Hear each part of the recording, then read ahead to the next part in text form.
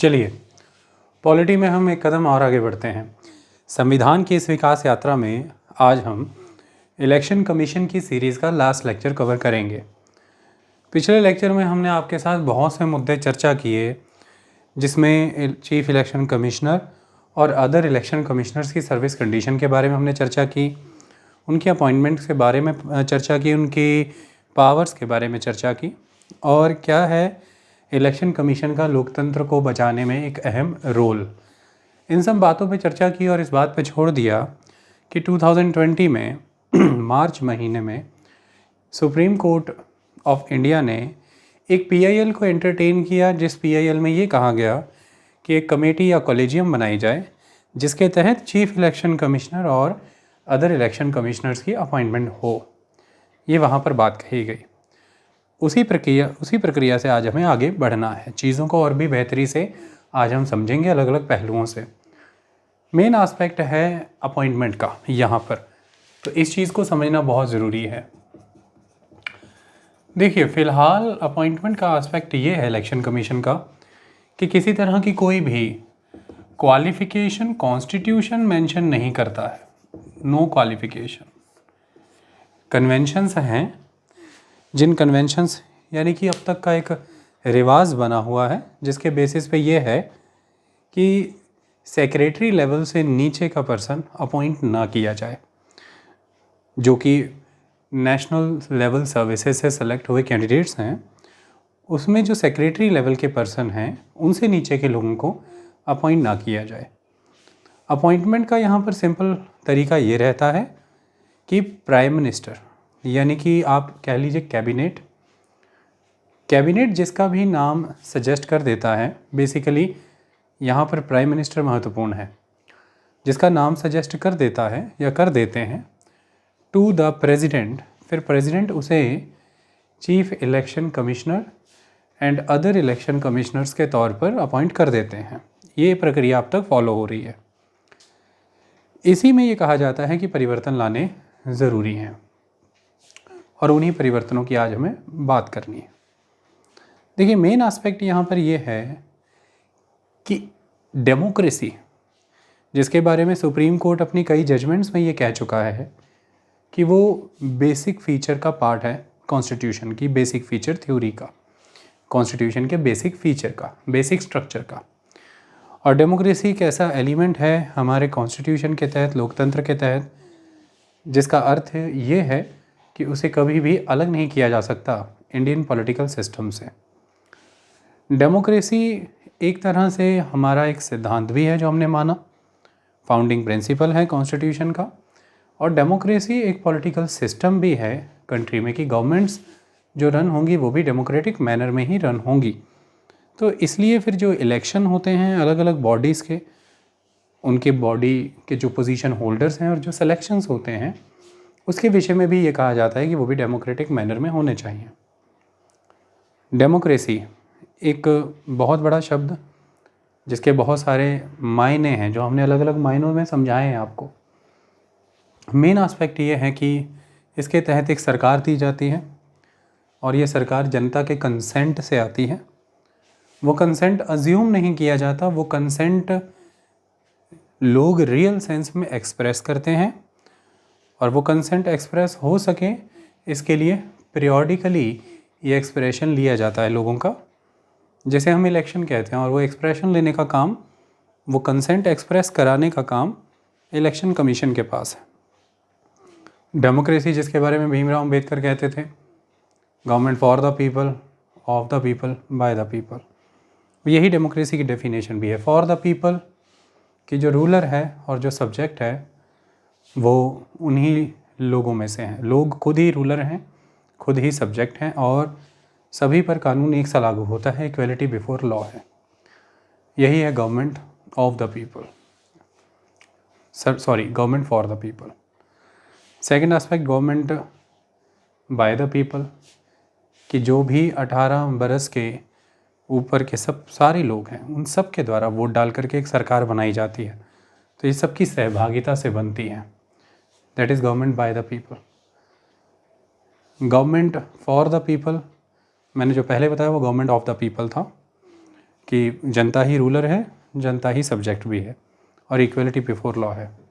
Government by the people, मैंने अभी समझाया, गवर्नमेंट फॉर द पीपल, कि जो गवर्नमेंट होगी वो एक वेलफेयर गवर्नमेंट होगी, जनता के विकास के लिए काम किया जाएगा, लार्जर सोसाइटी में लार्जर लोगों तक लार्जर नंबर में बेनिफिट्स दिए जाएंगे।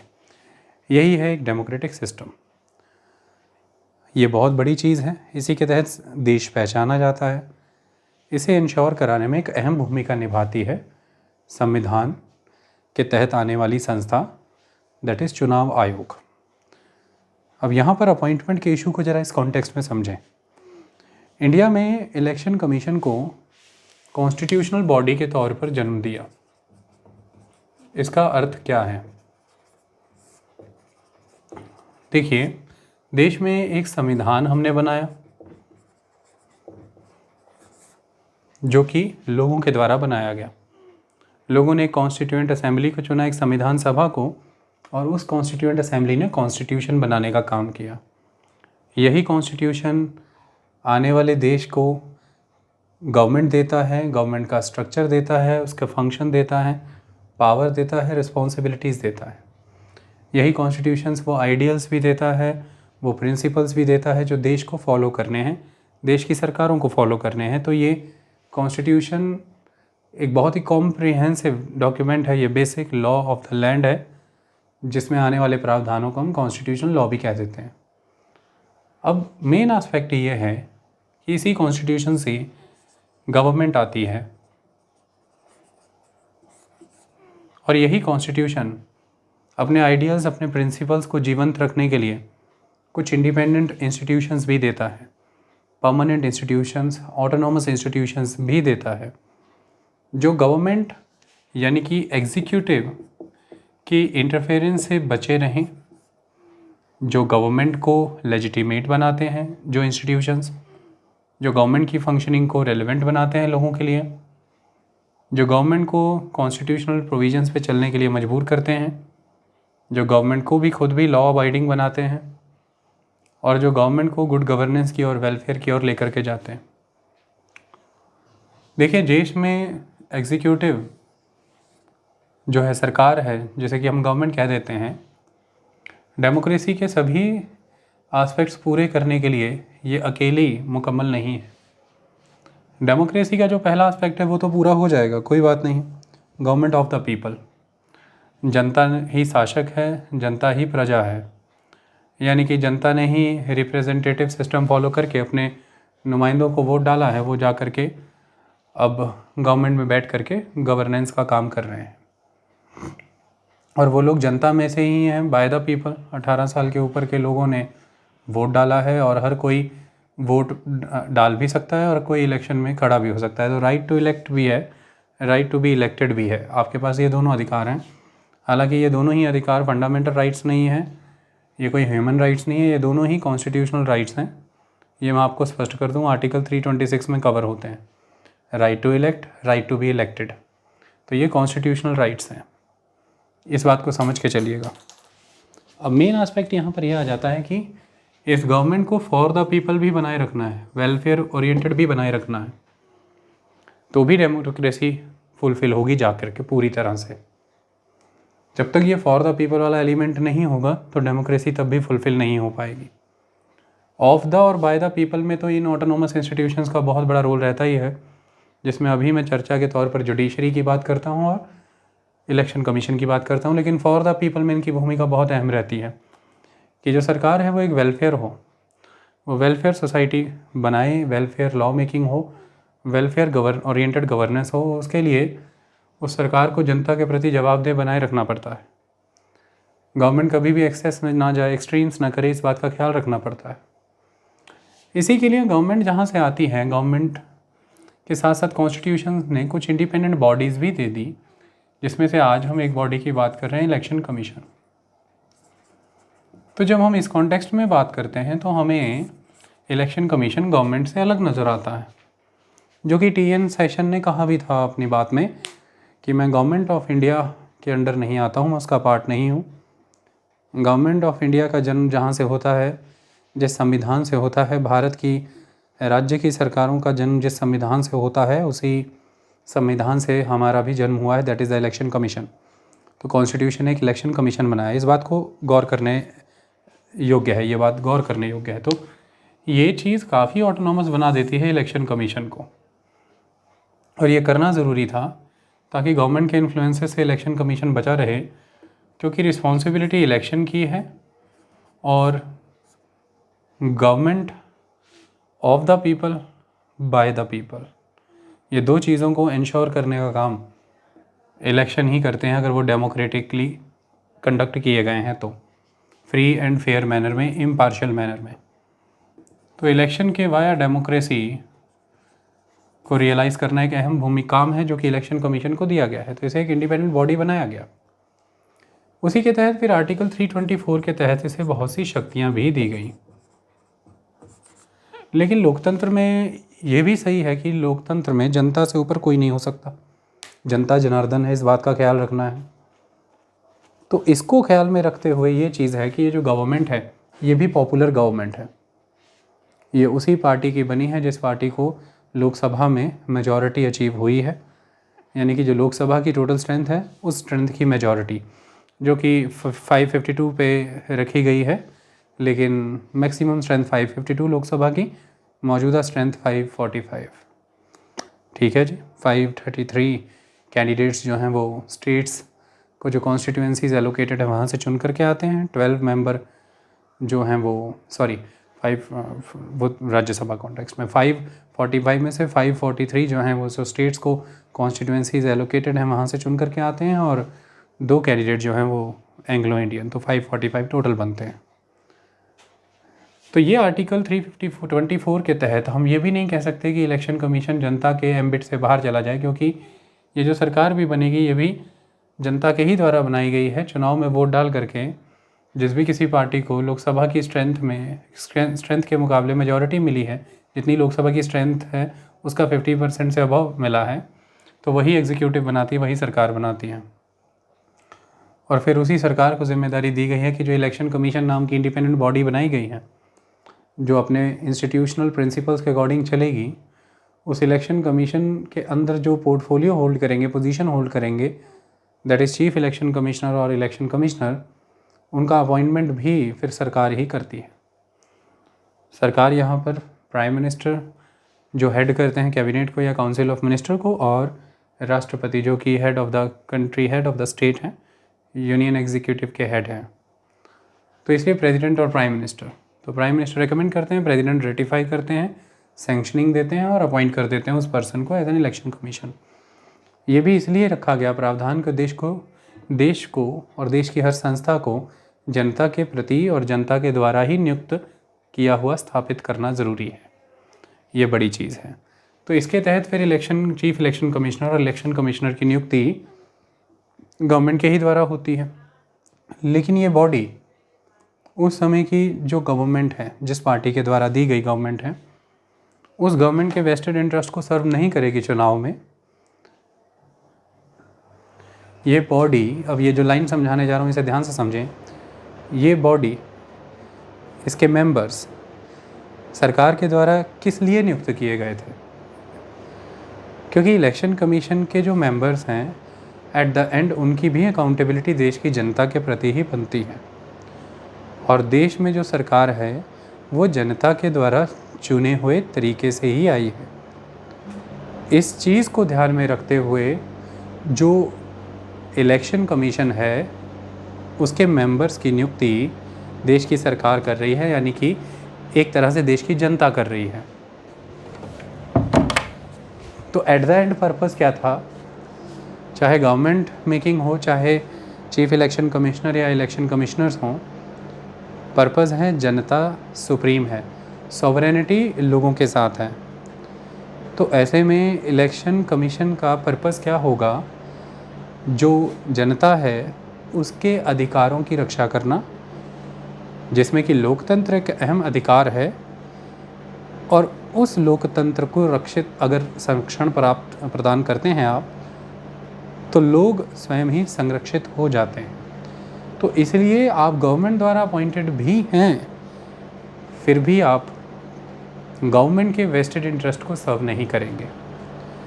आप अपनी अपॉइंटमेंट की प्रक्रिया के पीछे के सिद्धांत को समझते हुए जनता के इंटरेस्ट को सर्व करेंगे, पब्लिक इंटरेस्ट। क्योंकि अपॉइंटमेंट कौन कर रहा है यह महत्वपूर्ण नहीं है। अपॉइंटमेंट जिस संविधान ने दी है, किस उद्देश्य से दी है, उस उद्देश्य को समझना जरूरी है। अपॉइंटमेंट की प्रक्रिया के पीछे का सिद्धांत क्या है उसे समझना जरूरी है। और जो उसे समझते हैं तो ये समझ आता है कि इलेक्शन कमिश्नर या चीफ इलेक्शन कमिश्नर जैसी बॉडीज़ को जनता के एम्बिट से बाहर नहीं जाने देने के लिए जनता के द्वारा चुनी हुई सरकार के द्वारा ही उसे नियुक्त कराया। और उसी जनता के प्रति यदि आप वचनबद्ध हैं, प्रतिबद्ध हैं, तो आप कभी भी अपनी अपॉइंटिंग अथॉरिटी के वेस्टेड इंटरेस्ट को सर्व नहीं करेंगे। आप उस अपॉइंटिंग अथॉरिटी को जहाँ से पावर आ रही है दैट इज़ द कॉन्स्टिट्यूशन, और उस कॉन्स्टिट्यूशन को जहाँ से पावर आ रही है दैट इज़ द जनता, जो कि सॉवरेन है, sovereignty lies with the people of the country. आप उस जनता को सर्व करेंगे, उसके इंटरेस्ट को सर्व करेंगे, ये कंसेप्ट था। तो इसी लिहाज से फिर इलेक्शन कमीशन एक इंडिपेंडेंट बॉडी हुई, responsible to the people. Directly government भी एक इंडिपेंडेंट बॉडी हुई, रिस्पॉन्सिबल टू द पीपल। लेकिन हम पहले सरकार को चुनते हैं, फिर वो सरकार संविधान के द्वारा दी हुई ऑटोनॉमस इंस्टीट्यूशंस के पदाधिकारियों को चुनती है।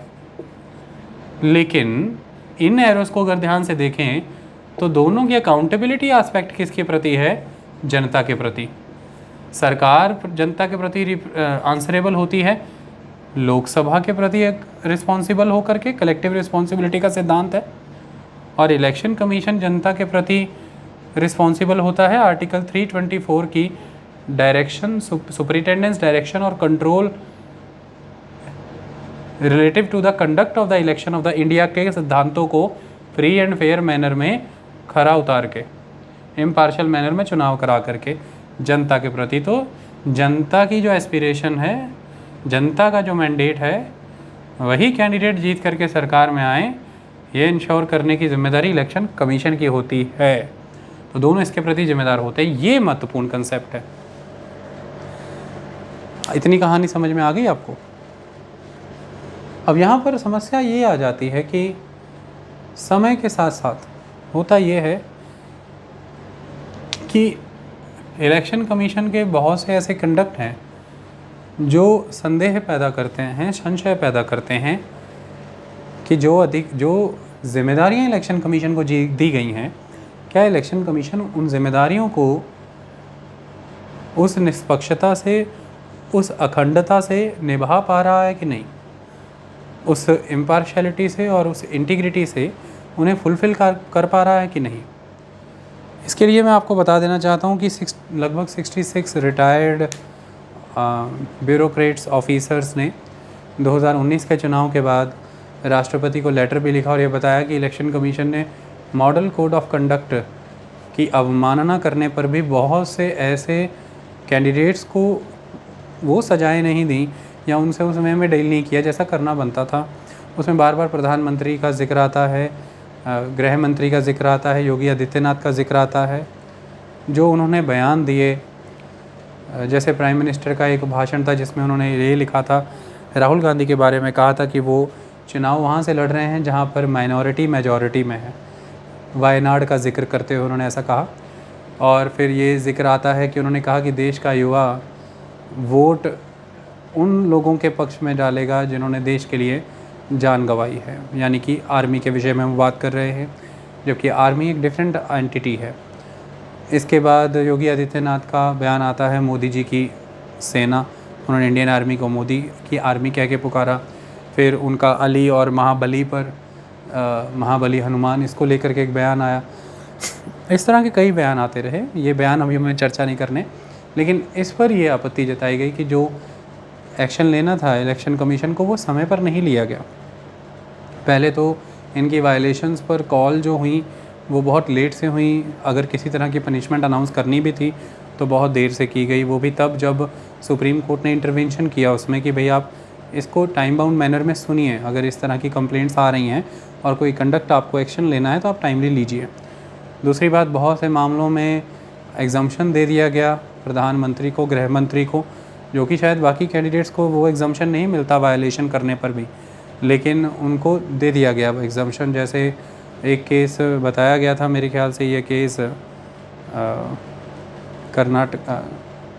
कर्नाटका का था शायद, वहाँ पर एक ऑफिसर ने फ्रिस्किंग की थी प्राइम मिनिस्टर के हेलीकॉप्टर की, तो उनको भी उनकी ज़िम्मेदारी से हटाया गया था। तो इस तरह के बहुत से मामले थे। तो ये कहा गया कि गवर्नमेंट ने स्ट्रांगली इन्फ्लुएंस किया है इलेक्शन कमीशन को, ये इलेक्शन कमीशन के कंडक्ट से नज़र आता है। इस तरह के आरोप लगे, और ये बात याद रखिएगा, ये आरोप हमेशा से लगते रहे हैं इलेक्शन कमीशन पे, ये कोई नई बात नहीं है। पिछले 70 सालों से कांग्रेस के राज में भी ये आरोप बहुत ही बड़े पैमाने पर लगे हैं। ये एक इम्पॉर्टेंट चीज़ है। और उसके बाद ये PIL आई कि भाई अपॉइंटमेंट के प्रोसेस को और भी डेमोक्रेटिक करिए।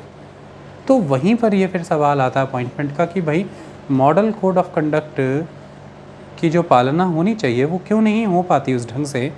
इलेक्शन कमीशन किस चीज़ के आगे कमज़ोर पड़ गया? क्या नरेंद्र मोदी का कद इतना बड़ा है, उनकी शख्सियत इतनी बड़ी है कि इलेक्शन कमीशन वो कार्रवाई नहीं कर पाया, या फिर प्राइम मिनिस्ट्रियल ऑफिस के आगे वो कमज़ोर पड़ा, होम मिनिस्टर के ऑफिस के सामने वो कमज़ोर पड़ा, या फिर इलेक्शन कमीशन की जो खुद की वर्किंग है उसमें कोई फ्लॉज हैं कि जो स्ट्रक्चर है, जो फंक्शंस और पावर दी गई हैं उसमें कमियां हैं, कि खुद इलेक्शन कमीशन ये कहता है कोर्ट में जा कर के कि हम टूथलेस हैं, हमारे पास शक्तियां नहीं हैं। वो किस संदर्भ में कहता है? वो ये कहता है कि मॉडल कोड ऑफ कंडक्ट हम जो पार्टीज़ हैं, पॉलिटिकल पार्टीज़, उनके साथ मिलकर के फ्रेम करते आए हैं समय समय पर, और कन्वेंशंस बनती गई और मॉडल कोड ऑफ कंडक्ट में नए नए कंडक्ट जुड़ते चले गए। मॉडल कोड ऑफ कंडक्ट के बारे में भी समझा देता हूँ मैं। मैंने आपको पहले ही बताया था कि केरला में पॉलिटिकल पार्टियों के तहत इसकी पालना की गई थी सबसे पहले, और उसके बाद ये 1971 5th जनरल इलेक्शन में लागू कर दिए गए थे।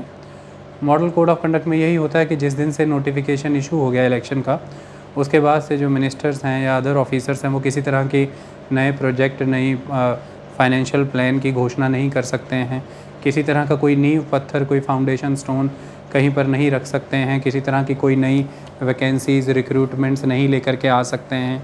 इस तरह की चीज़ें नहीं कर सकते हैं आप, ताकि आप वोटर को इन्फ्लुएंस ना कर दें। आप सरकार जो है, सरकारी मशीनरी का, सरकारी गाड़ी घोड़ों का, सरकारी हेलीकॉप्टरों का चुनाव प्रचार में इस्तेमाल नहीं कर सकते हैं। आप टेलीविज़न पे जो गवर्नमेंट सपोर्टेड या गवर्नमेंट कंट्रीब्यूटेड या गवर्नमेंट ओन्ड चैनल्स हैं, उन पर अपनी नीतियाँ, पॉलिसीज़ के बारे में ऐसे नहीं दिखा सकते हैं कि वो आपकी वाहवाही करें, गुणगान करें और आपका प्रचार करें। इस तरह की चीज़ें आप नहीं कर सकते हैं जनता के पैसे से, क्योंकि वो जनता का पैसा है, आपका नहीं है। अगर ये होगा तो करप्ट प्रैक्टिसेस काउंट की जाएंगी। ये मैंने जो अभी बताया, जैसे कि पब्लिक एक्सचेकर के पैसे से अगर सरकार कोई अनुचित लाभ उठाती है, ये करप्ट प्रैक्टिसेस में काउंट हो जाएगा। और जो मैंने अभी पहले बताया कि आप किसी धार्मिक स्थान पर जा कर के किसी तरह का भाषण नहीं दे सकते हैं, आप जाति सूचक या किसी भी तरह के और धार्मिक शब्दों का इस्तेमाल नहीं कर सकते हैं, आप किसी भी तरह की घोषणाएं नहीं कर सकते हैं, जो भी इकोनॉमिक या फाइनेंशियल घोषणाएं हैं, कोई फाउंडेशन स्टोन नहीं रख सकते हैं, वो सारा मॉडल कोड ऑफ कंडक्ट का हिस्सा बन जाता है। अब कोर्ट में इलेक्शन कमीशन ये कहता है कि जब भी बात आती है इस चीज़ की कि मॉडल कोड ऑफ कंडक्ट की वायलेशन हो गई है, तो हम टूथलेस हैं, क्योंकि हमारे पास कोई लीगल राइट नहीं रहता उस कैंडिडेट को किसी मैनर में पनिश करने का, क्योंकि मॉडल कोड ऑफ कंडक्ट किसी तरह के लॉ में कवर नहीं होते हैं, उसके पास कोई स्टैट्यूटरी बैकिंग नहीं है, क्योंकि रिप्रेजेंटेशन ऑफ पीपल एक्ट में उसकी जगह नहीं है, और अलग से कोई लॉ पास करके भी मॉडल कोड ऑफ कंडक्ट को कोई स्टैट्यूटरी बैकिंग नहीं दी गई है, यानी कि वो लीगली एनफोर्सेबल नहीं होते। मॉडल कोड ऑफ कंडक्ट के तहत तो इलेक्शन कमीशन के पास सिर्फ इतनी ही आज़ादी होती है, कि इतनी ही शक्ति होती है कि वो उस कैंडिडेट को या उस पार्टी को एडवाइस कर दें या वार्निंग दे दें या सेंसर कर दें कि आप 2 दिन के लिए आप प्रचार नहीं कर सकते या कोई और। इसमें एक अहम केस मैं बता देना चाहता हूं, जिससे आपको क्लियर हो जाएगा कि अधिकार क्षेत्र में क्या क्या नहीं आता है इलेक्शन कमीशन के। आपको पता होगा 2018 में मध्य प्रदेश में कांग्रेस जीती थी, बीजेपी हारी थी, कमलनाथ मुख्यमंत्री बने, उनकी सरकार थी। लेकिन 2020 में फिर ज्योतिरादित्य सिंधिया ने कांग्रेस छोड़ दी ग्वालियर में, मध्य प्रदेश में, और उसके बाद फिर आकर के जुड़ गए बीजेपी के साथ, और फिर बहुत से एमएलए भी उनके साथ बीजेपी में आ गए। फिर वो सीट्स खाली हो गई, उन पर बाई इलेक्शन कराया गया। अब उस बाई इलेक्शन के दौरान ये हो गया कि कमलनाथ के द्वारा एक कैंडिडेट खड़ी थी, फीमेल कैंडिडेट, उनको आइटम कह के पुकार दिया गया एक रैली के दौरान। इस पर इलेक्शन कमीशन ने संज्ञान लेते हुए कमलनाथ का स्टार कैंपेनर का टैग उतार दिया। वो स्टार कैंपेनर थे, कांग्रेस की तरफ थे। स्टार कैंपेनर होने के कुछ फ़ायदे होते हैं, हालांकि इसकी कोई डेफिनेशन कहीं भी गिवन नहीं है, लेकिन उसके कुछ फ़ायदे होते हैं कि जैसे उनकी जो इवेंट है, उनकी रैलीज़ हैं, उनका स्टे जो है, ये सारी चीज़ें जो हैं ये पार्टी खर्चा कर सकती है। और हमारे चुनाव में एक नियम है कि इलेक्शन कमीशन के द्वारा ये सीमा निर्धारित की जाती है कि एक कैंडिडेट चुनाव में मैक्सिमम कितना खर्चा कर सकता है, लेकिन पार्टी कितना खर्चा कर सकती है इसकी कोई सीमा तय नहीं है। तो स्टार कैंपेनर जो होता है उसके लिए पार्टी इन सारी चीज़ों का खर्चा अपने लेवल पर कर देती है, तो स्टार कैंपेनर की लिस्ट सौंप दी जाती है, उसके तहत वो कैंडिडेट स्टार कैंपेनर डिक्लेयर हो जाते हैं। अब उन्होंने ऐसा भाषण दिया तो पनिशमेंट देते हुए स्टार कैंपेनर का टैग उनसे ले लिया इलेक्शन कमीशन ने। इसके खिलाफ कमलनाथ सुप्रीम कोर्ट चले गए और सुप्रीम कोर्ट ने वहाँ पर फैसला ये दिया, इलेक्शन कमीशन से पूछा कि आपके पास ये क्या अथॉरिटी थी जिसके तहत आपने उनका स्टार कैंपेनर का टैग ले लिया? क्या आपके पास ये अथॉरिटी है कि आप किसी पॉलिटिकल पार्टी के निर्णय लें, या एक पॉलिटिकल पार्टी किसको अपना लीडर चुनेगी आप तय करें, या पॉलिटिकल पार्टी का लीडर कैसे चलेगा ये आप तय करें? तो ये आपके एम्बिट में नहीं आता। रिप्रेजेंटेशन ऑफ पीपल एक्ट के तहत ये आपका अधिकार क्षेत्र नहीं है। ये अधिकार क्षेत्र एक पॉलिटिकल पार्टी का है कि वो किसे स्टार कैंपेनर तय करती है। फिर आपने ये निर्णय कैसे ले लिया? तो हम आपके इस डिसीजन पर, आपकी इस पनिशमेंट पे रिवोक लगाते, स्टे करते। तो वो स्टे कर दी गई।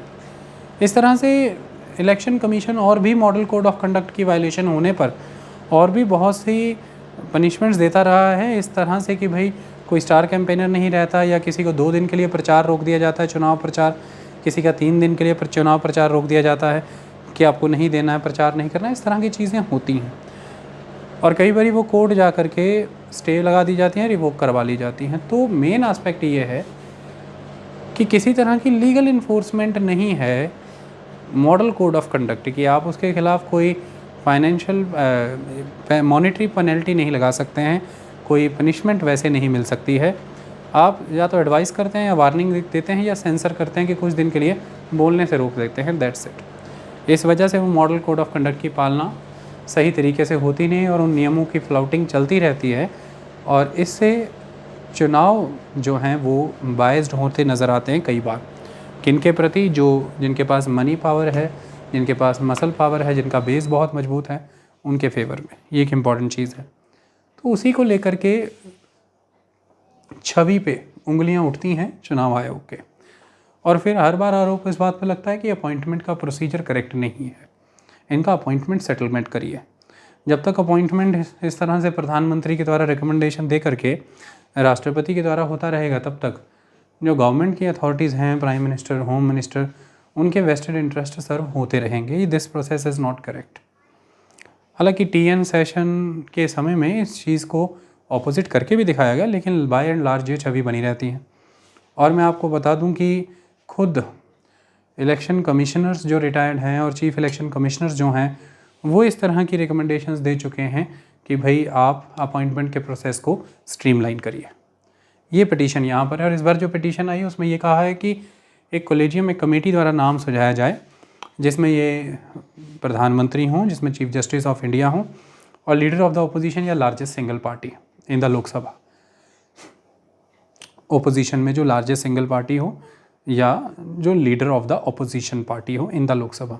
ओपोजिशन पार्टी का दर्जा मिलने का रूल यही है कि जो टोटल स्ट्रेंथ है लोकसभा की, उसकी 1/10 सीट आपके पास आनी चाहिए, तो आपको ओपोजिशन में पार्टी होने का दर्जा मिलता है। ओपोजिशन पार्टी मतलब कि लीडर ऑफ ओपोजिशन होने का दर्जा आपको मिल जाता है। अदरवाइज़ अगर इतनी सीट्स नहीं आई हैं तो फिर जो लार्जेस्ट सिंगल ओपोजिशन पार्टी है उसके कैंडिडेट को आप, उसके लीडर को आप जगह दीजिए इस पैनल में, इस कमेटी में। हालांकि इसके विषय में मैं आपको बता दूं कि ये रिकमेंडेशन कोई नई नहीं है। ये रिकमेंडेशन बहुत लंबे से समय से चलती आ रही है। 1975 के अराउंड जयप्रकाश नारायण के द्वारा एक कमेटी गठित की गई थी VM तारकुंडे की अध्यक्षता में। वो एक बहुत ही रेप्यूटेड ज्यूरिस्ट हुआ करते थे मिस्टर तारकुंडे। इसे तारकुंडे कमेटी कहा जाता है। इसे भी गठित किया गया था यही बताने के लिए कि किस तरह से अपॉइंटमेंट्स होने चाहिए। तो उस कमेटी का उस समय में रिकमेंडेशन ये था, मोबाइल की आवाज़ बंद कर दूं।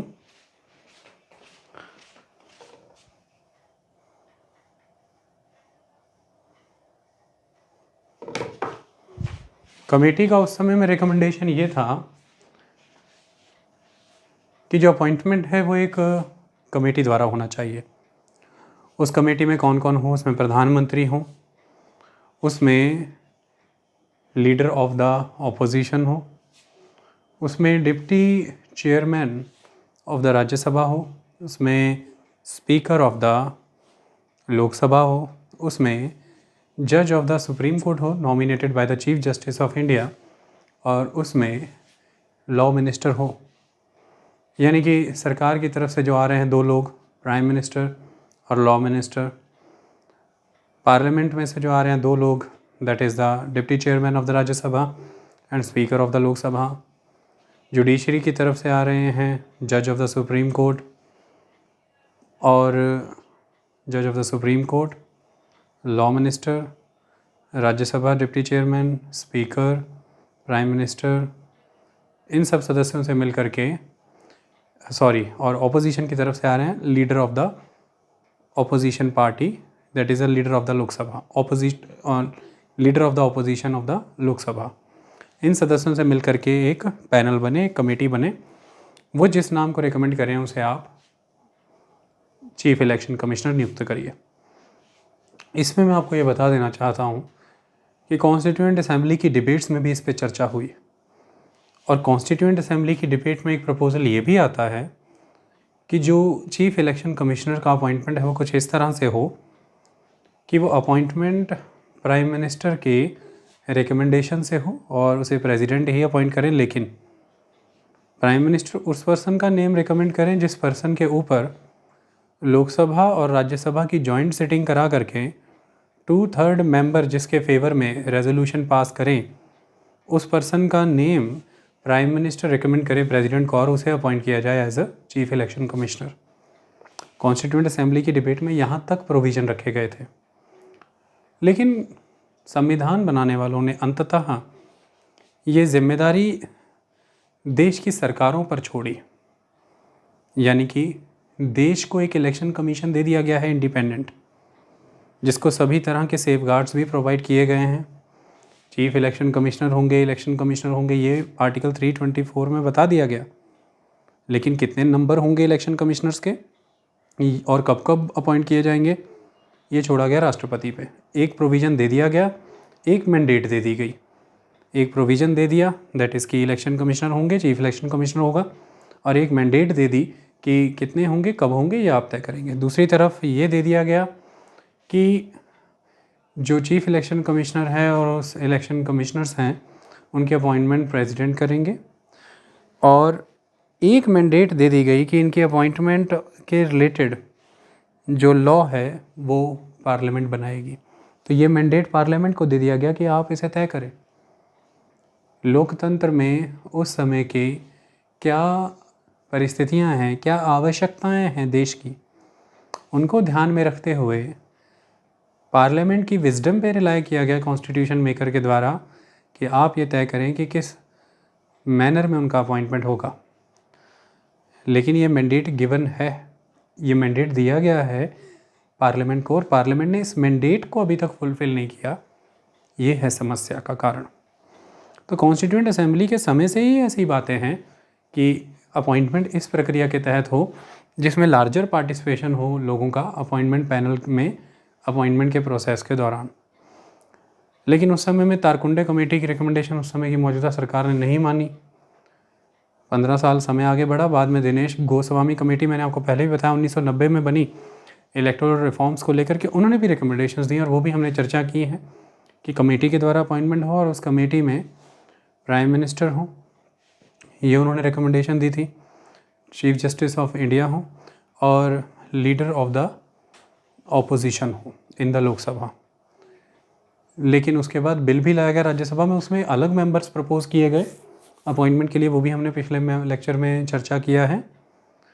उसमें कहा गया था राज्यसभा चेयरमैन हो, स्पीकर हो लोकसभा और चीफ जस्टिस ऑफ इंडिया हो, उसमें ये बात की गई थी। लेकिन दिनेश गोस्वामी रिपोर्ट की रिकमेंडेशंस भी लागू नहीं हो पाई। 1998 में खुद इलेक्शन कमीशन ने रिकमेंडेशन दिया कि कमेटी बना करके अपॉइंटमेंट हो, लेकिन वो भी उसकी भी पालना नहीं हो पाई। तो इस तरह से ये चलता ही चला जा रहा है, लेकिन इसकी पालना उस लेवल पर नहीं हो पा रही। सन 1999-2000 के अराउंड की बात बताता हूँ। B B Tandon, retired chief election commissioner, उन्होंने प्रेसिडेंट को ये लेटर लिखा कि अपॉइंटमेंट एक कमेटी के द्वारा होनी चाहिए। तो लंबे समय से इलेक्शन कमीशन खुद, retired chief election commissioners, government के द्वारा बनाई गई कमेटीज़ और खुद कॉन्स्टिट्यूएंट असेंबली ये मानती है कि कमेटी के द्वारा रिकमेंडेशन आनी चाहिए, फिर उस पर्सन की अपॉइंटमेंट हो। और आज भी उसी चीज़ पर डिबेट चल रही है। डिबेट अब यहाँ पर मेन आस्पेक्ट है कि पर्पज़ क्या है इसका। पर्पज़ यही है कि समय के साथ चीज़ें बिगड़ती हैं। बहुत समय तक इलेक्शन कमीशन अच्छा काम किया, आगे भी करेगा, लेकिन हम किसी की पर्सनल विजडम पे नहीं चल सकते हैं, पर्सनल मॉरलिटी पे नहीं चल सकते हैं जब हम एक कंट्री में इंस्टीट्यूशनल मैनर में चलते हैं। कंट्री में इंस्टीट्यूशंस वर्क करती हैं और कंट्री की डेमोक्रेसी इंस्टीट्यूशंस पर खड़ी है। जब बात इंस्टीट्यूशंस की हो जाती है तो आप किसी के personal morality, personal discretion, personal whims और उसके अच्छे चरित्र पर रिलाय करके नहीं चल सकते। वो कब बिगड़ जाए ये आप नहीं जानते, और उसके बिगड़ने से संस्था या देश बिगड़ना नहीं चाहिए। इसलिए ये कहा जाता है कि अब तक की व्यवस्था ये अच्छी रही कि इलेक्शन कमिश्नर बेहतर काम करता रहा, जिसके तहत चीफ इलेक्शन कमिश्नर अच्छे से काम करते रहे, लोकतंत्र आगे बढ़ा।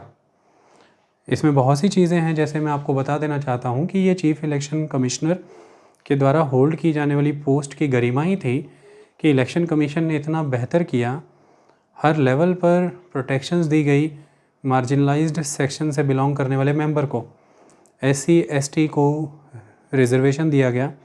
लेकिन मैं आपको याद दिला देना चाहता हूँ, इसके बाद भी SC ST के द्वारा चुनाव लड़ लेना और उनको वोट डालने आने वाले लोगों को सुरक्षित तरीके से वोट पोलिंग बूथ तक ले जाना, ये कोई आसान काम नहीं था। भारत जैसे देश में जहाँ पर गांव देहात जातिवाद के आधार पर बटे हुए हैं, वहाँ पे ये इजी टास्क नहीं था। तो बहुत सी पॉलिटिकल पार्टीज़ एग्जिस्टेंस में आई जो कि बिलोंग करती हैं इन मार्जिनलाइज्ड सेक्शन से, शेड्यूल कास्ट से, शेड्यूल ट्राइब से।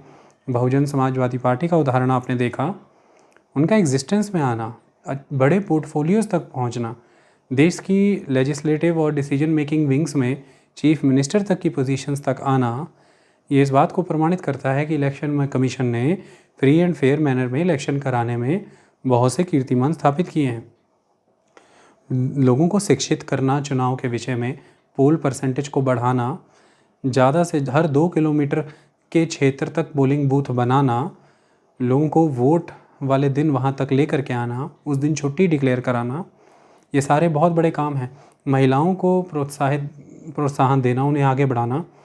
शेड्यूल कास्ट के क्षेत्र में तो अभूतपूर्व रोल प्ले किया है, उन्हें front line main stream politics में लाने का, चाहे नेता के तौर पर आए वो जीत करके, चाहे मंत्री मुख्यमंत्री बने, MLA MP बने, और चाहे एक वोटर बना आदमी, उनको उनके अधिकार दिए। पॉलिटिकल डेमोक्रेसी को इंस्टॉल करने में, फ्रेंचाइज का अधिकार उन तक पहुंचाने में इलेक्शन कमीशन की बड़ी भूमिका है, और अब तक इलेक्शन कमीशन ये करता आया है। तो ऐसे कई कीर्तिमान भी इलेक्शन कमीशन ने स्थापित किए हैं, इसमें कोई संदेह नहीं है। और by and large Indian election commission बहुत ज़बरदस्त चुनाव कराता रहा है और आज भी होते हैं, उसमें कोई संदेह नहीं है। एक से एक प्रयोग किए, चाहे वो फ़ोटो ID कार्ड्स हों, जिन्हें हम EPIC भी कहते हैं, एपिक कह के पुकारा जाता है, EVM मशीन्स हों, इलेक्ट्रॉनिक वोटिंग मशीन्स हों, जिनका इलेक्ट्रॉनिक वोटिंग मशीन्स का भी सबसे पहला प्रयोग केरल में किया गया था।